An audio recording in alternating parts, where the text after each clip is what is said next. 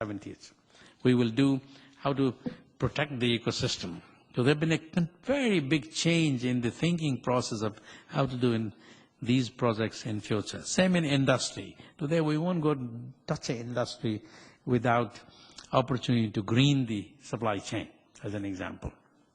You know, in the early days, we didn't think of that. We simply said, okay, you meet the environment requirement. Today, we will look into the life cycle approach, cradle to grave, like the Yale graduates will talk about it. So the life cycle. So these businesses have changed, and if you change with this time, I think this is a really great opportunity for us to change the whole transformation process to make something happen.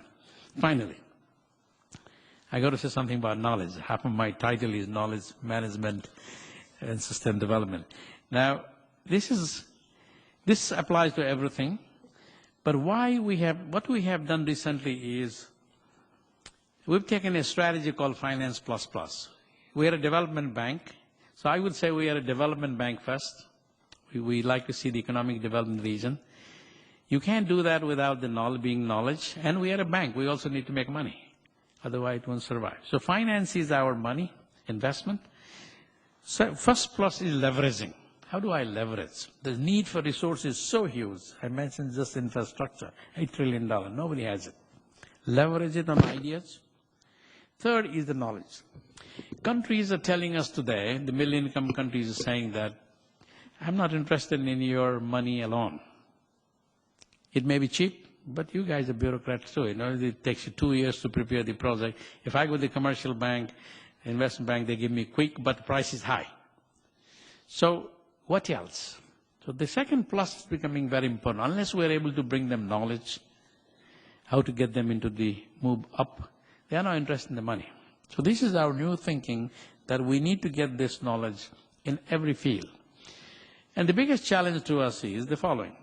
We're Asian Development Bank. Last 50 years, close to 50 years, we've been working in Asia. We know everything about Asia, very confident. But the countries are saying that's not enough. I need global knowledge. I want to know how Brazil is doing, how Peru is doing, how the Europeans are doing. Give me the best practices available globally. So our job has become just like a master chef. You know the global ingredients, put them together. Look at your client. What do you want? I know you want the food like this. You present it with global ingredient. The person likes it, great. The person doesn't like it, you're out of business. So knowledge, leveraging knowledge has become very important. So I'm coming to this institution like this, and everywhere where there is brain, where there is knowledge, to partner and see how we can create better knowledge for the Asia and the Pacific region. Now tomorrow, Tommy, you asked me what I'm going to do. I'm going to go to China. We have 50 such think tanks. I want to see how we can partner to you so that we can leverage knowledge with you, something that we don't have. And I'm going to do that same with globally. Find out wherever they may be, in the US, the UK, etc. In the areas we need to develop those centers of excellence. So I'm really delighted to have really come here for this purpose. Now, last two slides I created this out of passion as an academician. Since I'm in the university, I want to talk a little bit about environmental education, because you have a master's program, as you mentioned, and you have a bachelor's program in environment. Let me show you this chart. It may be difficult to read it. If you go back to the history, when I was in the US back in 1973, how did the environment movement come in? The development people, engineers, economists, etc., who were doing the job, in the 60s, when the conservation movement, first Sierra Club, the World Wildlife, those guys went on, told them, hey, you need to look up the environment. The corrupt engineers, the economists, development planners completely ignored them. That's the first part. I'm saying little attention to the environment parameter. This one. So individual projects didn't have the feasibility, and same thing happened. Then the EIA, when the US EPA started the environmental impact assessment, that got into as a part of the feasibility study. That was a remarkable parameter that changed the whole design of the projects. Then went on to the next level. Look, that was not enough. We need to be thinking more than just projects. We need to go into the plan. And then the whole economic and the environment development planning happened. You not only look at the plan, within development plan, environment plan. Now this is one of the approaches we developed in ADB that got me the Academy membership in US, so I'm very fascinated about this topic for another day. And then the whole Brundtland thing came in, and really sustainable development came in. It's not enough to do this, the EIA alone. Went on further, it got into starting putting the national policy, the 5-year plans and so on. Very common nowadays in China, and every country puts in the 5-year plan. And today, that's been the evolution. Now, similarly, if you look at the national policies, it was not very much there in the 5-year plan in the 60s. And today, if you look at it, it's moved up the ladder. Most of the national plans today are talking about green growth. So we've just been asked by China to help them, their next 5-year plan, to think, and I'm co-chairing a group on green growth. So how can China move into green growth? This kind of thing never happened in the past. So this is the evolution that's happening. Now, the second thing I like to show you, which also prepared out of my own experience, so if he's wrong, please correct me. When I went to school, or many of you went to school in the 70s,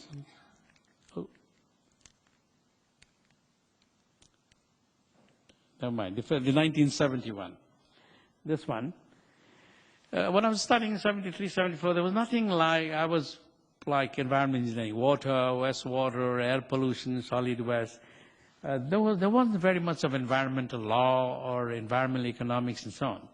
Then you move up to the 70s when the US started talking about air pollution, the hazardous toxic waste, the Superfund came in, people started law, environment law came in, environment economics came in.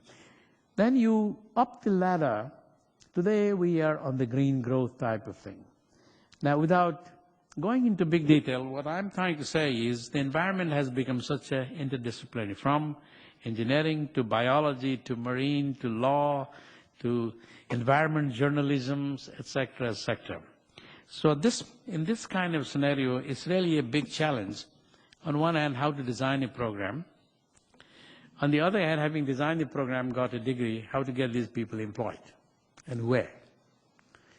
So you can be a generalist. So my own personal view is you have to be a good environmental person. I had to go to PhD to learn the environment management, but they taught me biology, marine, something I never had it. You give them all now. They have all the things you need, but what is their core expertise? By the time you have a master's degree, everybody expects that you have some expertise at least in one, so that you can be employed. I'm good in urban environment, but I know everything else too. I mean, this is the discussion that we have today in the education business. And I still go back to some of the universities, committees to discuss all this. In 70s, we had in the AIT, we were having an environmental program in 1968, only first one in Asia. Nobody had it. The debate was, how do we design that program? So we took a view that we will have one core business.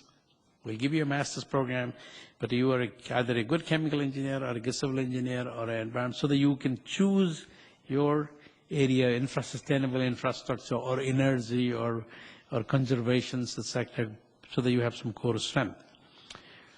So back in 1970s, big discussion came in my faculty when I was the head of a department, should we have an undergraduate program? In 1970, we said we couldn't see it. Today you have seen it. I think it's needed. So I'm saying, look, the evolution. We thought by 1970 we wouldn't be able to get our people employed. Even 1970, early 70s, we had students from Singapore, Malaysia. Some of them went back and said, sorry, we don't have a good job yet, but by gosh, when the job came in, they were the first one. They are very thankful today because they are in the key positions in different places. So, in brief, I think this is a fascinating time for all of us to be talking about this area. There's a lot of remarkable transformation that is needed if we really want to turn the events around. I personally believe it's doable, it's possible. Education is very key. Technology is very key. And I think NUS, with a program like yours and with people like Professor Koh, sponsor Mr. Jensen's and other, I'm very, very positive. So I really feel honored to be able to speak like this today. Professor Koh, I still did it in 1 hour. Thank you very much.